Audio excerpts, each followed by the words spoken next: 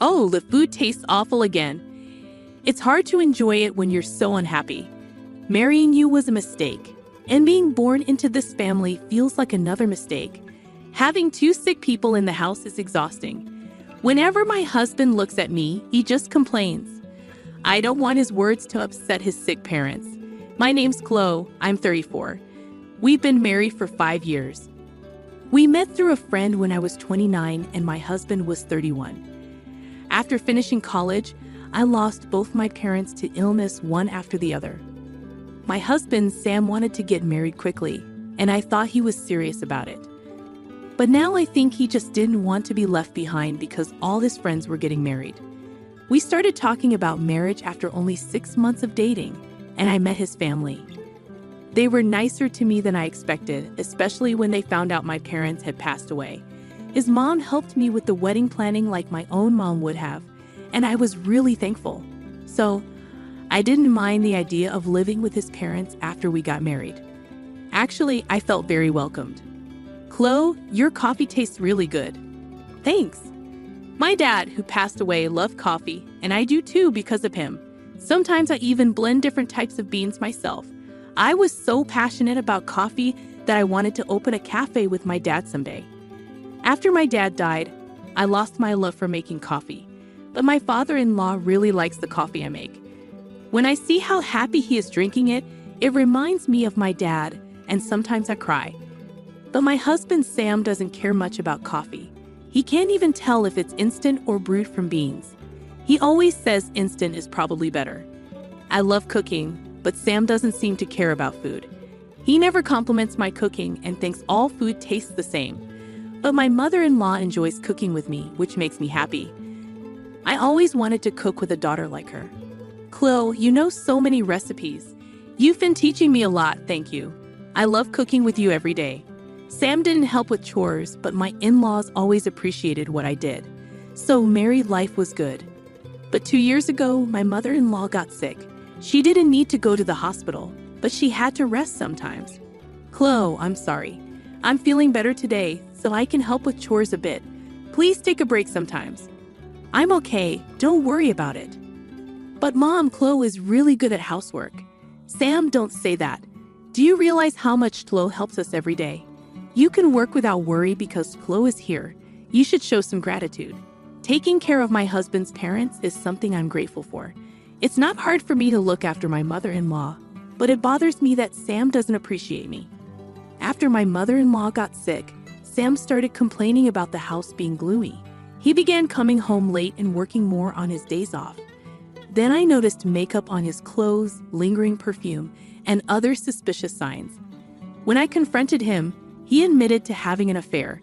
He said he met her at a bar where he went with colleagues because he didn't want to come home early and help with caregiving. I was shocked by his lack of guilt and the ridiculousness of his excuse for cheating.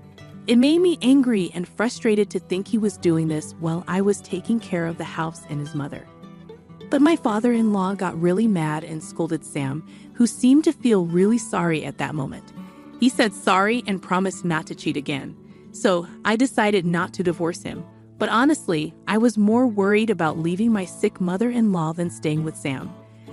I couldn't imagine Sam taking care of his mom, and I thought it would be hard for my father-in-law, who was still working, to do it alone. Then, when my father-in-law turned 65, he retired. On the day he retired, Sam was more interested in how much money he'd get from his dad's pension than appreciating his dad's years of work. It seemed like Sam was counting on getting some of his dad's pension, but his dad's answer was totally unexpected. I can't give you any money from my pension. He said, I'll only get enough to live on. What? So why did I put up with everything all this time, taking care of my mother-in-law and living with her? What are you talking about? You barely do anything to help your mom. Just living in the same house doesn't count as taking care of her. After that, Sam's mean words got worse. It seems he only acted sorry when caught cheating because he was hoping to get some of his dad's pension. I should have married a richer woman. This marriage was a mistake. Stop it, Sam. Chloe has been good to you. Shut up. My mom is just a bother. How can you talk about your own mom like that? This house is so sad. I'm stuck with a useless wife, a boring dad, and a bothersome mom. Even though his father-in-law warned him many times, Sam wouldn't listen, so he started working more, even on weekends. I can't help but think he's cheating again, just like before.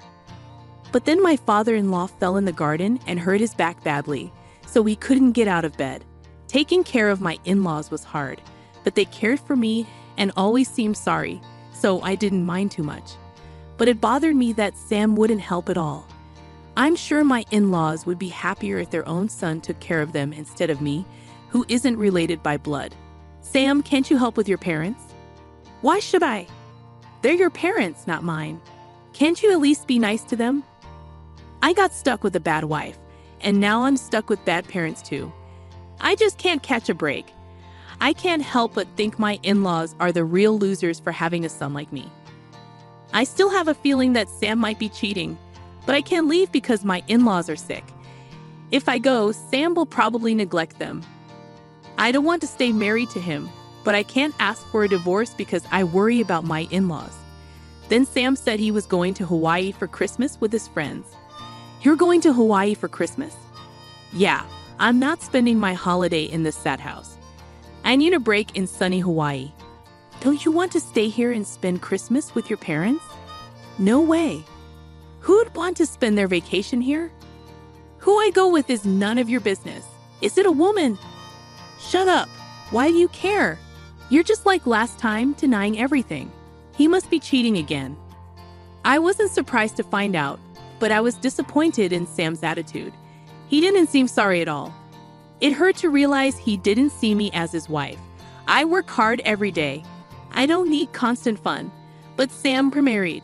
Shouldn't we at least have some basic respect for each other? I don't see it that way. You're just here to take care of my parents, like a maid. That's awful. If you feel that way, let's get a divorce. Don't bother me, especially since you have nowhere else to go. Just stay quiet and do your job. I don't want to stay married to him after this. I want to say I'm okay with divorcing him and leave. I can handle it on my own. But now that my in-laws are both bedridden, I can't leave them. But taking care of them is hard, and I don't know how we'll manage if I leave. Even if I put them in a care facility, I don't know if they'll both get in right away, and it's expensive. Can their pensions cover it all? Even if I work, I don't know if I can earn enough. I have my own life to think about too. It's all really worrying. But after everything, I can't stay with my husband anymore. You're worried about Sam, right? Yes, it seems we raised our son wrong. I'm sorry for what he's done to you. You don't have to worry about us. Do what you need to do. That's right, Chloe. You should be free. But I can't just leave. I can't leave everything to Sam. My in-laws care about me so much, even more than their own health. Their words touch my heart, and I feel even more determined not to leave them. And while I stay quiet, my husband talks about his affair like it's no big deal. I'm going out with her again. I'll be back late. Huh? It's better to have dinner with her than look at my face, right? But you know I'm cheating, and you still won't leave. So you've basically accepted it, right? It's like you approve of the affair, but nobody has given approval. Staying here means you have. You're just holding on to me because you can't survive on your own. It's really pathetic that I can't even say anything back to my husband who says such hurtful things. I cry in frustration, but when my husband sees my tears, he just laughs even more. It's heartbreaking to see him like this. What am I doing? My in-laws keep apologizing to me for their son's behavior, but it's also painful to see them like that. Maybe it would be better if I wasn't here. Maybe because I'm here, my husband relies on me too much regarding his parents. But even if I feel that way, if my husband doesn't change, I'll regret leaving forever. There's no guarantee he'll change. Then the day before Christmas Eve, my husband brought up divorce. I want a divorce. I prefer younger women. Huh? But you can stay here as a housekeeper, meaning things will stay the same. You'll live here for free, so think of it as your salary. With that, he put a signed divorce form in front of me. I understand. Of course, I won't become a housekeeper, as he suggests.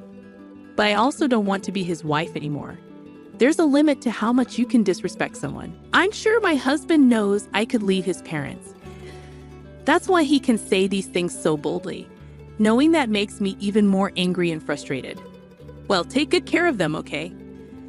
The next morning, my husband left happily for his trip to Hawaii. Even if I left him, I wanted to stay with my in-laws, but it wasn't that simple. I had to let Christmas pass without him. But without him, the day was peaceful, with no complaints. The three of us enjoyed Christmas dinner together, laughing while watching TV. Even though I knew I had to think about the future, I wished this peaceful time could last forever. And then, from the TV, I heard the Christmas song start. "Merry Christmas, I'm used to." Suddenly, my father-in-law sat up in bed.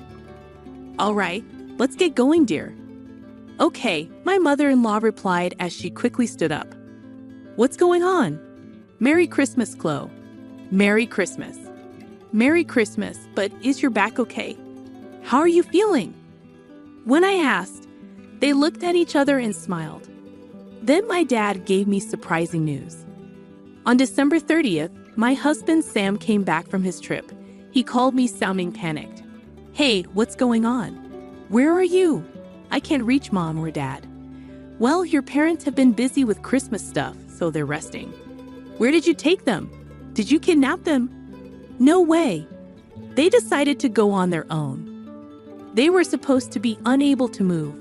You took them without asking? They can move around just fine on their own." "What?"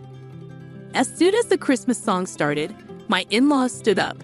Seeing my shocked face, my father-in-law said, "It's time for a fresh start," and laughed. Turns out his back pain had healed, and my mother-in-law had gotten better over the last 6 months. But because of Sam's mean words, my father-in-law made a plan. He told my mother-in-law about it, and she agreed. Since Sam got a job at a big company after college, he became more arrogant. He'd often stay out late, but they weren't too worried because he was single. When he married me, his parents hoped he'd settle down.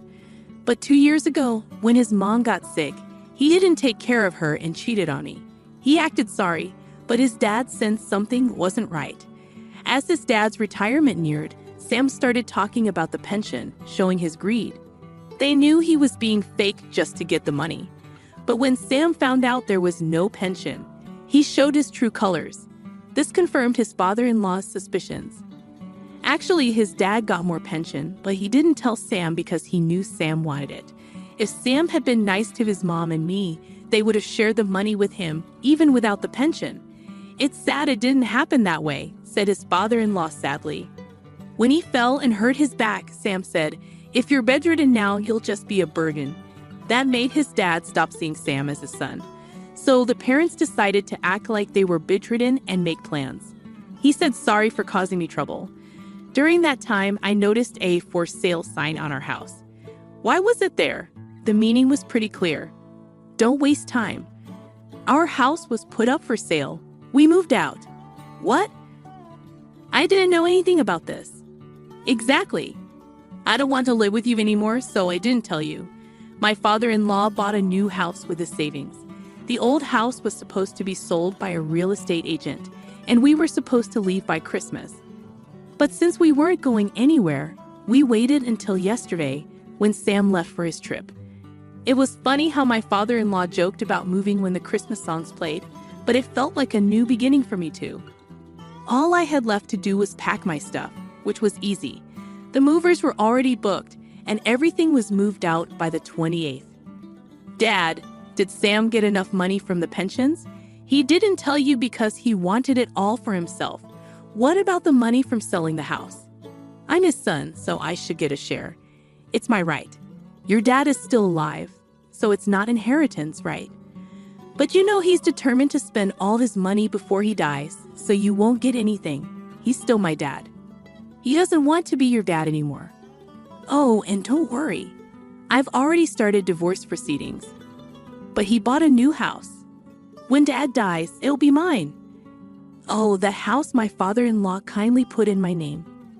There might be gift tax, but I think I can handle it with the property I'll get from you." "What?" This was the second time I caught my husband cheating, and he dumped all of his parents' care on me while he kept abusing me daily. I've been a homemaker for 5 years. With everything considered, I was told I'd get a fair share of our property. My father-in-law already talked to a lawyer about it. Your things are in storage, though there wasn't much. The lawyer has the key and will contact you later. Where am I supposed to go now? I don't know. Figure it out. That's not helpful. I told my girlfriend I'd be living in a nice house with a maid. Without a house or you, I'll look bad. I couldn't believe he said that to me. It reminded me he only thinks about himself. I didn't even want to talk anymore, so I hung up. Maybe you can do wrong without getting caught. My ex-husband's boss saw him in Hawaii during a work trip and found out. His company has strict rules, so he got demoted and a big pay cut. After my lawyer contacted the woman my ex-husband was seeing, she disappeared. Sadly, my ex-husband keeps asking to get back together, but I won't agree to that. Now he's struggling to pay his bills because he spent a lot on his mistress. He begged my lawyer to reunite us, crying about his problems, but the lawyer said no. Then my father-in-law recorded my ex's verbal abuse, and the lawyer was upset, saying it wasn't okay. So it's no surprise my father-in-law bought an old house with good air. I'm planning to turn it into a cozy cafe. We discuss ideas every day, trying to make it work. I don't know if it'll succeed, but I'm giving it my all. Seeing my in-laws happy makes me happier than anything else. I want us to keep living together, enjoying good coffee and getting along. My daughter, Erin, now a college student, has been living independently for about a year despite receiving a reasonable monthly allowance and supposedly dedicating herself to a part-time job. When Erin returned home, she looked worn out and thin. "Are you pushing yourself too hard? Are you getting enough to eat?" I asked with concern. "I'm managing with things like cereal," she replied. "But I crave more." Yet Erin fell silent, confirming my uneasy suspicions. She thanked me, saying, "Thanks for the $13 a month, Mom." I couldn't believe what I heard. $13? I've been transferring $1,300 every month. My name is Laura. People have always said I have poor judgment in men.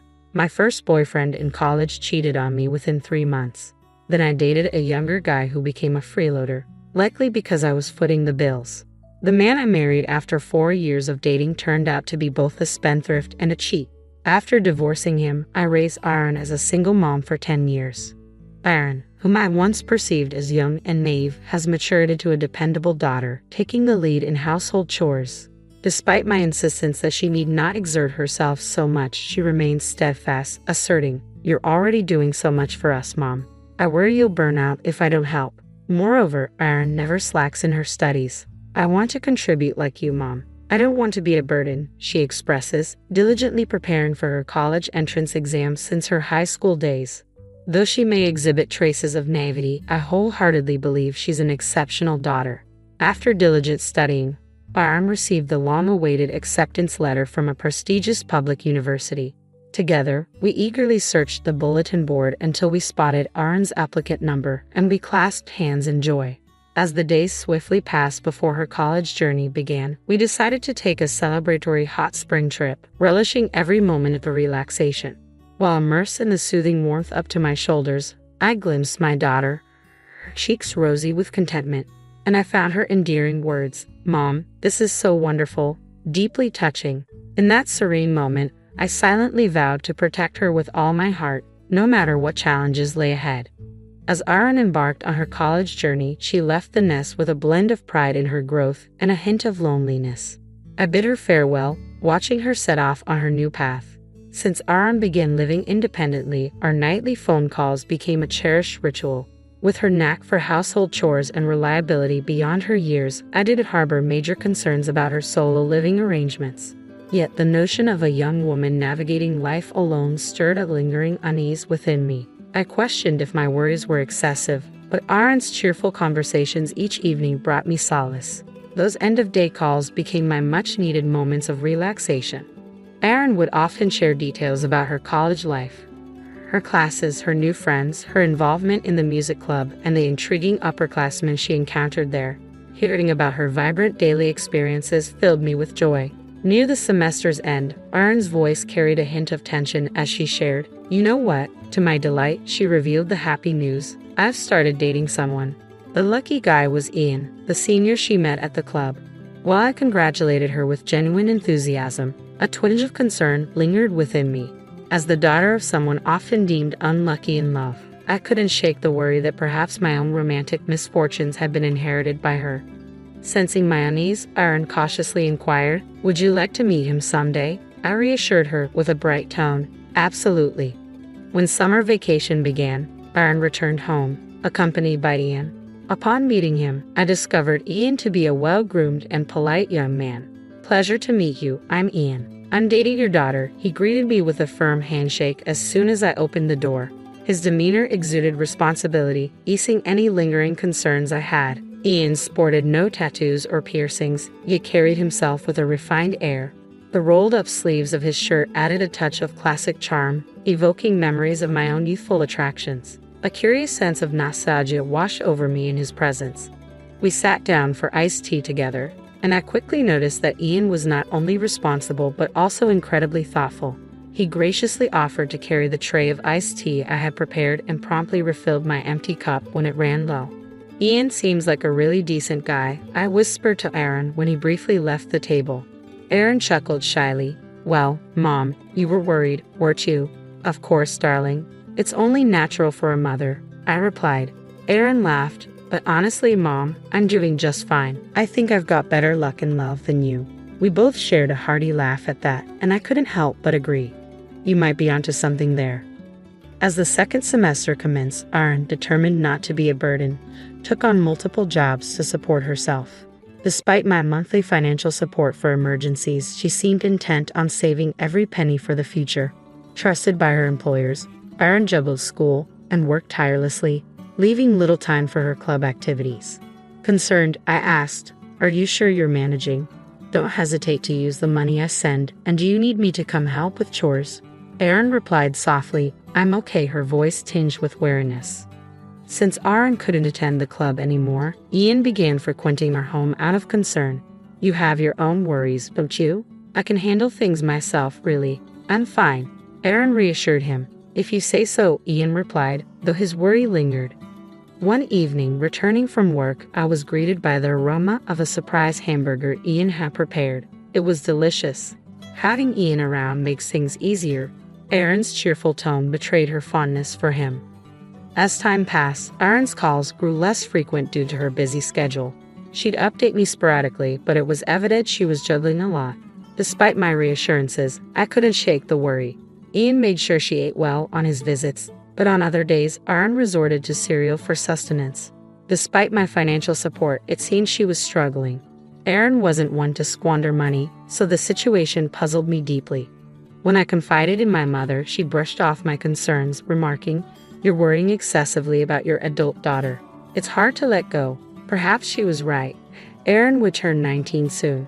Though she still seemed like a child to me, the world saw her as an adult, especially with Ian by her side. Maybe I should just trust that she'll ask for help if she really needs it, I mused, attempting to ease my anxiety. Yet finding peace amid my worries proved challenging. Winter break arrived, and Aaron's return home revealed a noticeable change. She appeared thinner than before, her once slender frame now visibly diminished. Dark circles mirrored her tired eyes. When she explained she had been working late the previous night, coming straight home thereafter, concern flooded me. "Aaron, are you pushing yourself too hard lately? Are you eating properly?" I inquired, unable to hide my worry. "I'm eating properly, cereal and such," Aaron responded. Her sudden silence spoke volumes. Hastily, she added, "But I've mastered the art of cereal." Her smile strained. It seemed forced, prompting a gnawing worry within me. Was she truly eating well?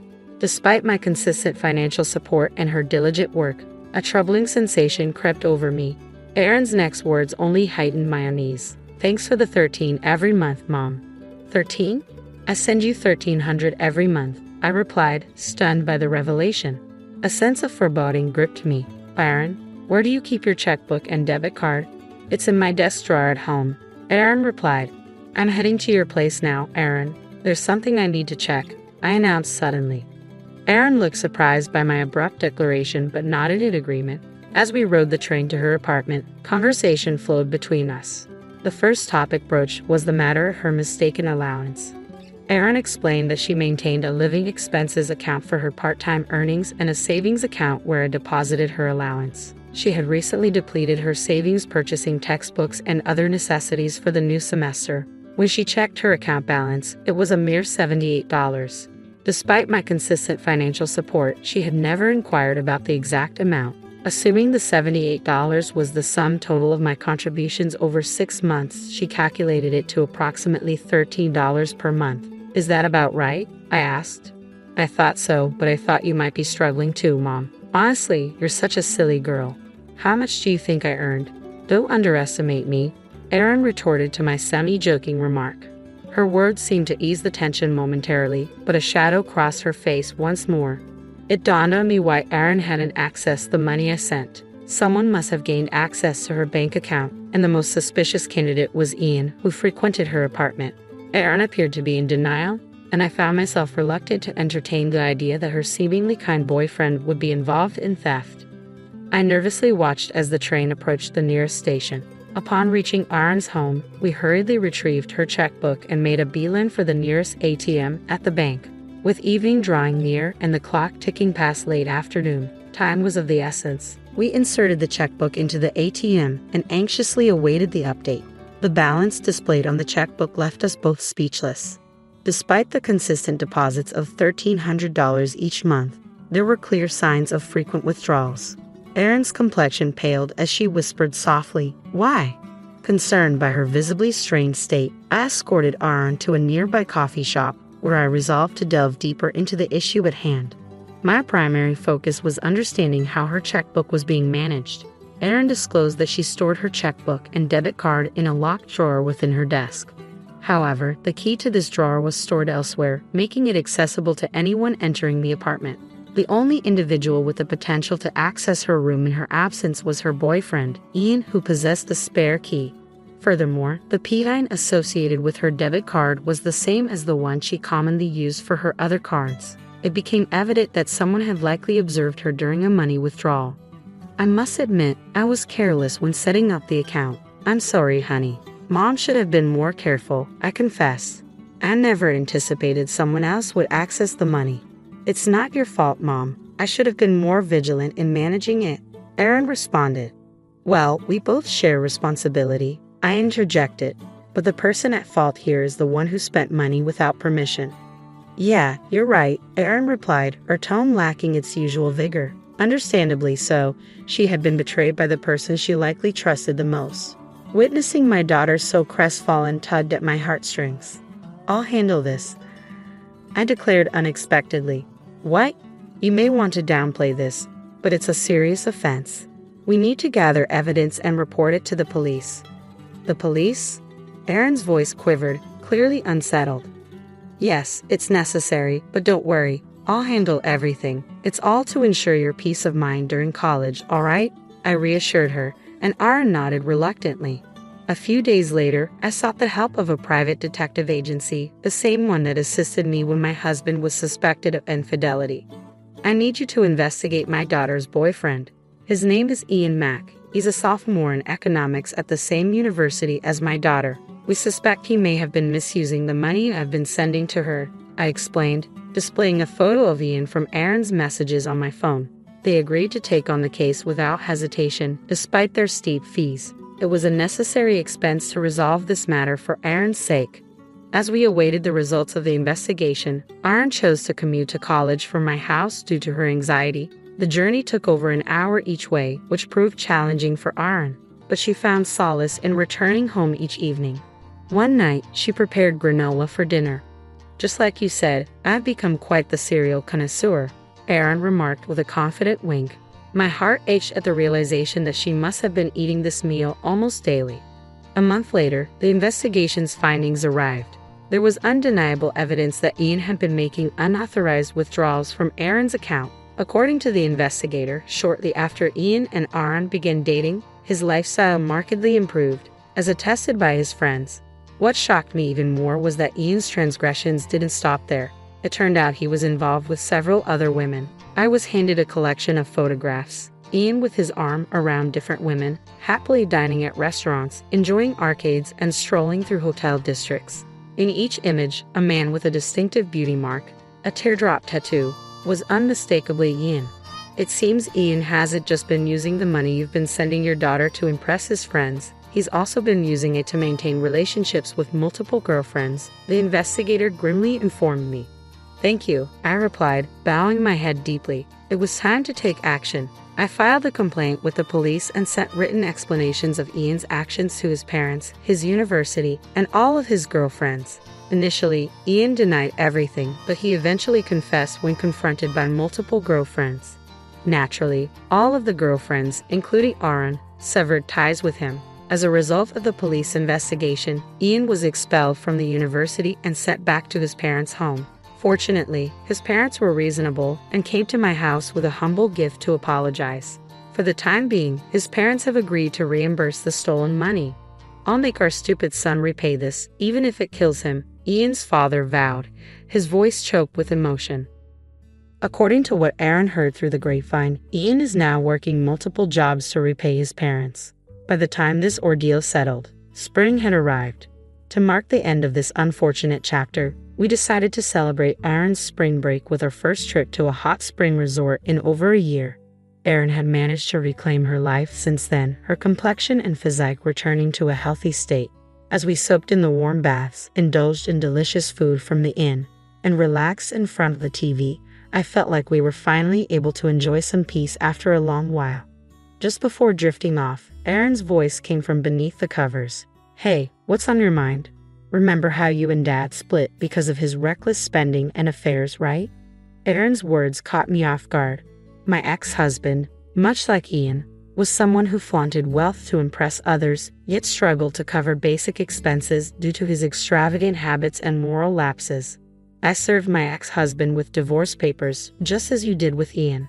It seems we have a pattern of choosing similar types of men, don't we?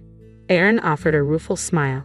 Indeed, we'll have to be more cautious from now on, I replied, trying to sound upbeat despite feeling a bit uneasy. By the way, you seem happier lately. Did you meet someone special? No way, it's not a boyfriend, Erin exclaimed teasingly. Could he possibly become one? Lately, I have been developing a friendship with the investigator assigned to our case, but I hadn't mentioned it to Erin yet. Even so, was there a spark, or was it just the bond between a mother and daughter who've been through a lot together? Hang on, are you sure it's going to work out this time, Mom? Erin teased with a playful chuckle. Well, it should, right? Unlike your father, he seems serious and dependable. But let's get serious here. If it's my turn after all this, Mom, it won't be a laughing matter, I replied, adopting a serious tone. Got it? I'll tread carefully, Erin responded solemnly. But then, unable to contain our amusement, we exchanged a look